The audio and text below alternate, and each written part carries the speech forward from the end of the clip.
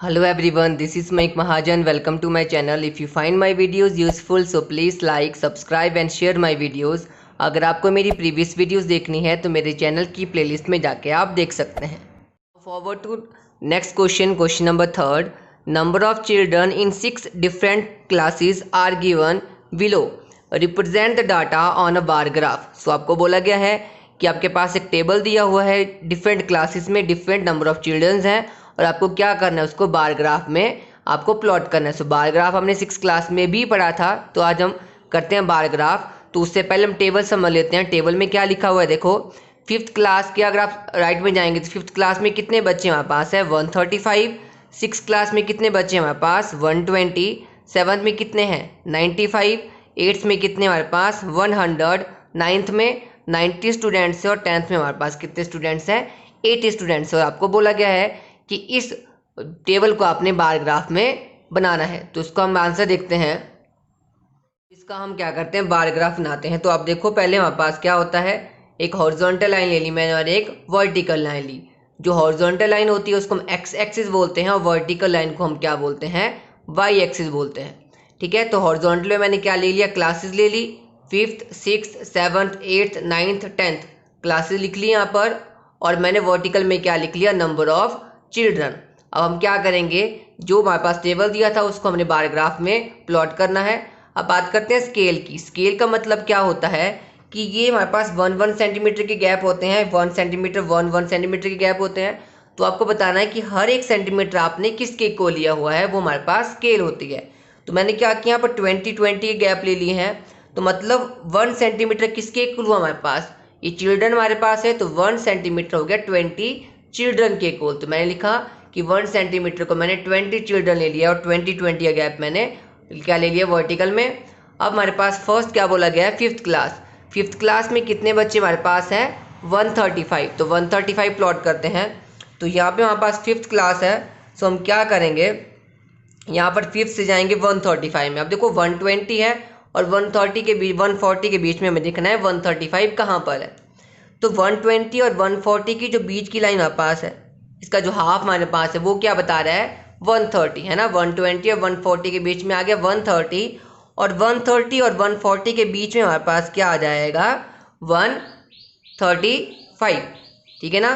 तो आप क्या करेंगे, इसके बीच में हमारे पास आ जाएगा 135. तो आप इसके हॉरिजॉन्टली आप जाएंगे और क्या कर देंगे, यहाँ पर with the help of scale आपने क्या करना है, इसको ज्वाइन कर देना है. और अपने हेल्प ऑफ स्केल्स इसको इस तरह से ज्वाइन कर देना है आपने. ठीक है, और ये हमारे पास बन गया 5th क्लास के लिए ग्राफ. नेक्स्ट हमें क्या करना है, 6th क्लास के लिए देखना है. सो 6th क्लास में कितने बच्चे हैं 120. तो यहाँ पर 120 है तो 120 के हॉरिजॉन्टली आप जाएंगे और यहाँ पे 6th क्लास हमारे पास है.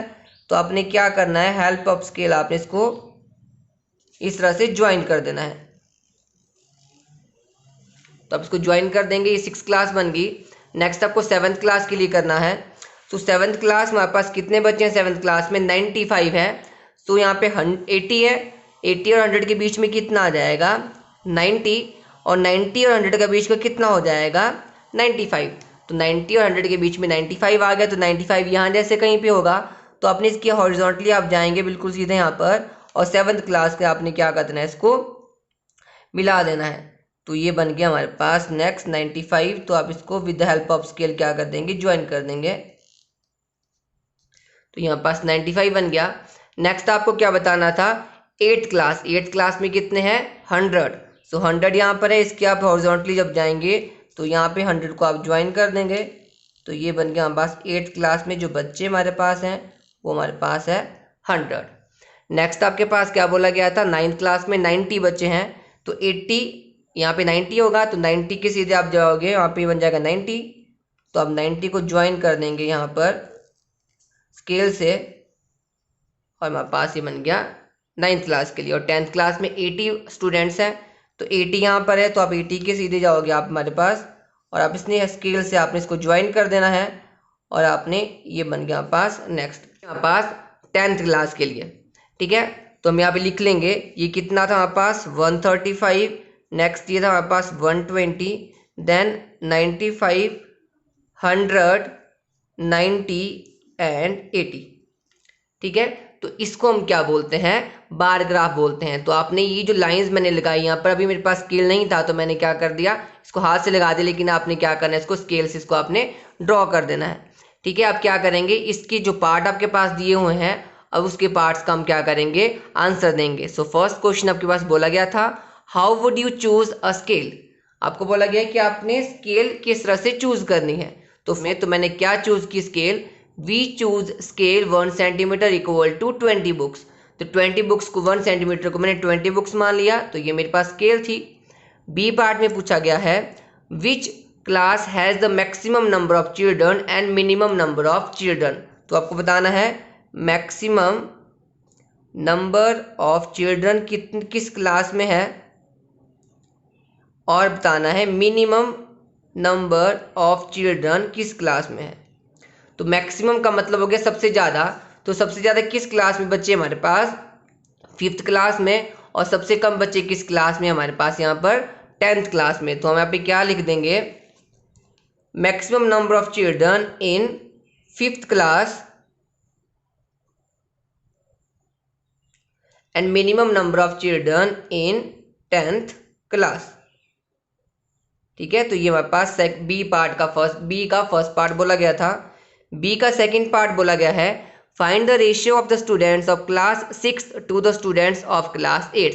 आपको रेशियो निकालनी है किसकी, 6 क्लास और 8th क्लास की।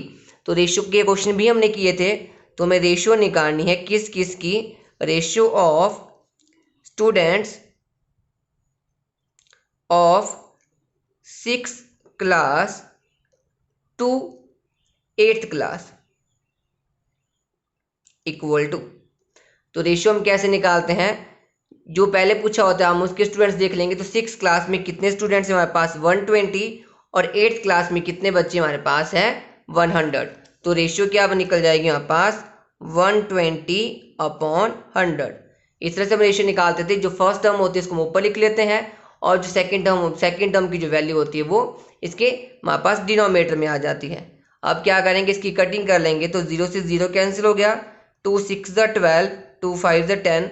तो क्या रेशियो आ गई हमारे पास, 6:5। ठीक है, तो ये हमारे पास सेकंड पार्ट कंप्लीट हुआ, और हमारे पास थर्ड क्वेश्चन भी कंप्लीट हुआ। Next question is question number 4, the performance of students in first term and second term is given, draw a double bar graph choosing appropriate scale and answer the following. So आपको बोला गया है कि आपके पास एक table दिया हुआ है, उसमें आपके पास बच्चों के मार्क्स दिए गए हैं फर्स्ट टर्म में एंड सेकंड टर्म में आउट ऑफ 100, और आपको क्या करना है, उसको बार ग्राफ में प्लॉट करना है। तो अगर आप टेबल देखेंगे, इंग्लिश के सब्जेक्ट में हमारे पास फर्स्ट टर्म में बच्चे को कितने मार्क्स आए, 67, और सेकंड टर्म में कितने आए, 70। फिर हिंदी में फर्स्ट टर्म में उसको 72 मार्क्स आए, सेकंड टर्म में आए उसको 65। सिमिलरली मैथ्स में उसको फर्स्ट टर्म में है 88 मार्क्स, और सेकंड टर्म में कितने हैं, 95।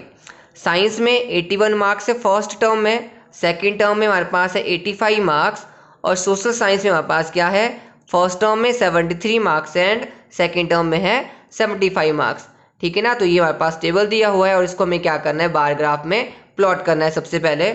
सो इसका आंसर देखो, तो मैंने यहाँ पर फिर से वैसे ही कर लिया है, एक मैंने हॉरिजॉन्टल लाइन ले ली, एक वर्टिकल लाइन ले ली ग्राफ पेपर में।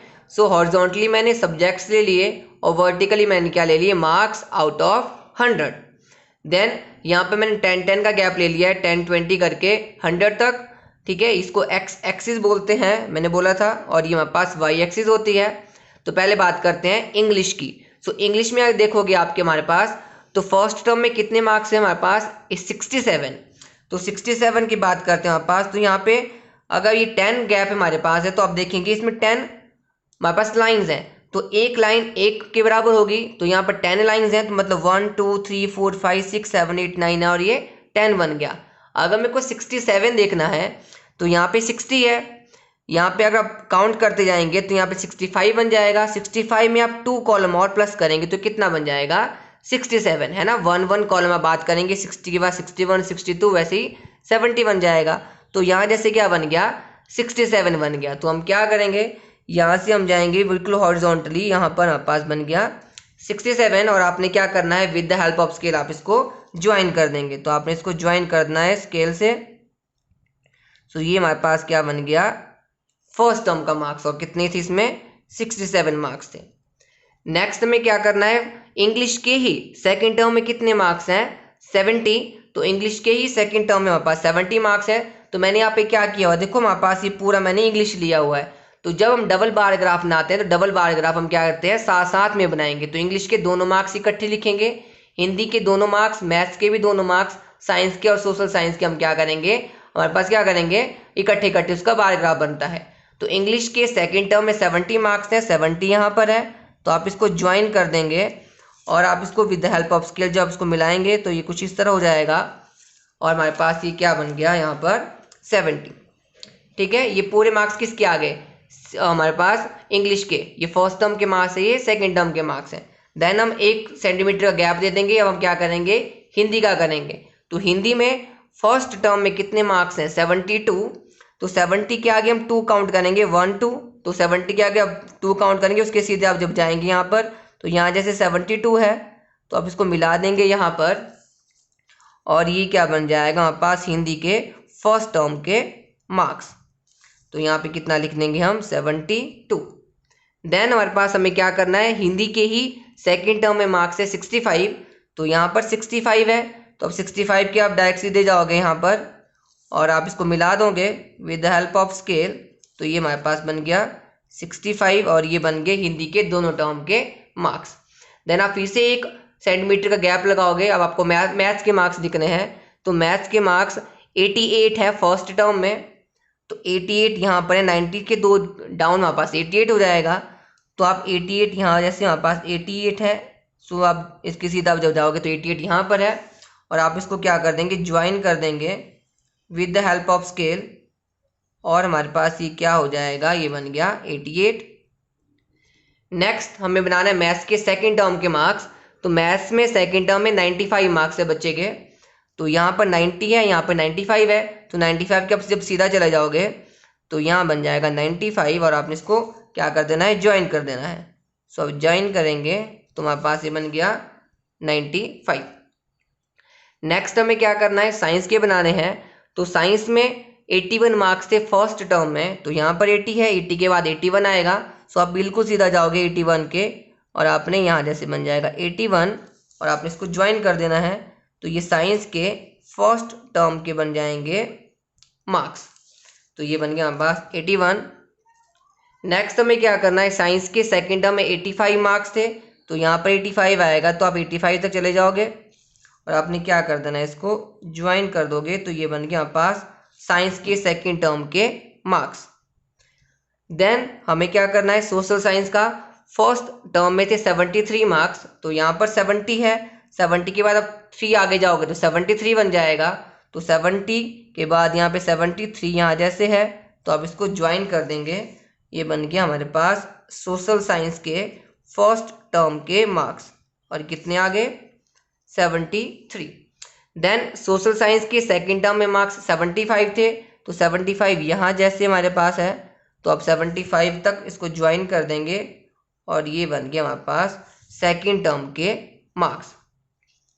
ठीक है, ये हमने डबल बार ग्राफ बना दिया, लेकिन अब हमें क्या करना है, अब इसको डिफरेंशिएट बताना है करके कि फर्स्ट टर्म और सेकंड टर्म के मार्क्स कहाँ पर है। ऐसे तो हमारे पास ये थोड़ा कंफ्यूजिंग हो गया, तो मैंने क्या किया यहाँ पर, आप क्या करेंगे यहाँ पर इसमें आपने साइड में लिख देना है फर्स्ट टर्म हमारे पास है यहाँ पर, तो उसको हम क्या करेंगे सिंपल खाली छोड़ देंगे और सेकंड टर्म को हम क्या कर देंगे शेड कर देंगे। इससे हमें क्या पता चलेगा, डिफरेंशिएट हो जाएगा कि सेकंड टर्म के मार्क्स कौन है और फर्स्ट टर्म के मार्क्स कौन है। तो आपने क्या कर देना है, फर्स्ट टर्म को हमने सिंपली रखना है और सेकंड टर्म में शेड कर देनी है। सो इस तरह से मैंने क्या कर दिया यहाँ पर सेकंड टर्म के जितने भी मार्क्स है सभी सब्जेक्ट के उसको क्या कर दिया मैंने शेड कर दिया, तो ये हमारे पास बन गया डबल बार ग्राफ। तो इस तरह से हम डबल बार ग्राफ को प्लॉट करते हैं। तो हम क्या करेंगे, इससे रिलेटेड जो क्वेश्चन आपके पास दिए गए हैं उसका आंसर करेंगे। सो फर्स्ट क्वेश्चन आपके पास दिया हुआ है, in which year subject has the child improved his performance the most. आपको बोला है कि किस सब्जेक्ट में बच्चे ने सबसे ज़्यादा इम्प्रूवमेंट की है। तो अगर आप यहाँ पर देखेंगे ध्यान से, जो मैथ्स में है बच्चे के 88 मार्क्स थे और हमारे पास सेकेंड टर्म में कितने मार्क्स आ गए उसके 95। तो बाकी के मुकाबले अगर आप देखोगे मैथ्स में उसकी परफॉर्मेंस सबसे ज़्यादा अच्छी हुई है, बाकी में डिफरेंस अगर आप देखेंगे हमारे पास तो सभी में इससे डिफरेंस हमारे पास कम है। तो मतलब मैथ्स में उसके मार्क्स ज़्यादा इम्प्रूव हुए हैं, तो फर्स्ट पार्ट का आंसर हम क्या लिखेंगे, क्वेश्चन नंबर 4 के फर्स्ट पार्ट का आंसर आएगा मैथ्स। सो मैथ्स में उसने क्या किया, हमारे पास इम्प्रूवमेंट सबसे ज़्यादा की। सेकंड पार्ट में पूछा गया है in which subject is the improvement the list, किस सब्जेक्ट में सबसे कम हमारे पास उसकी इम्प्रूवमेंट हुई है। तो अगर आप सोशल साइंस की बात करेंगे, सोशल साइंस में 73 थे फर्स्ट टर्म में, सेकंड टर्म में 75 मार्क्स थे। तो यहाँ पे सिर्फ 2 ही नंबर की उसने क्या किया, इंप्रूवमेंट की, बाकी में उसने ज़्यादा नंबर्स की इंप्रूवमेंट की है हमारे पास। तो हमारे पास इसमें कम इंप्रूवमेंट हुई है, तो मतलब हमारे पास ये कि इसका आंसर क्या रहेगा सेकंड पार्ट में, सोशल साइंस। तो हम इसका आंसर लिख देंगे सोशल साइंस। और थर्ड पार्ट में आपको पूछा गया है has the performance gone down in any subject, क्या किसी सब्जेक्ट में उसकी परफॉर्मेंस डाउन हुई है। तो आप देखेंगे हिंदी में क्या हुआ है, फर्स्ट टर्म में 72 थे, सेकंड टर्म में 65 हो गई, तो इम्प्रूवमेंट क्या हो गई, हिंदी में डाउन हो गई। तो हम क्या लिखेंगे इसके आंसर में, yes the performance has gone down in Hindi. तो हमारे पास जो परफॉर्मेंस है हिंदी में क्या हो गई है, डाउन हो गई है। तो हमारे पास फोर्थ क्वेश्चन कंप्लीट हुआ। नेक्स्ट क्वेश्चन स्टार्ट करेंगे नेक्स्ट वीडियो में। अगर आपको इन क्वेश्चन से रिलेटेड कोई भी प्रॉब्लम हो तो आप कमेंट सेक्शन में कमेंट कर सकते हैं। Till then thank you.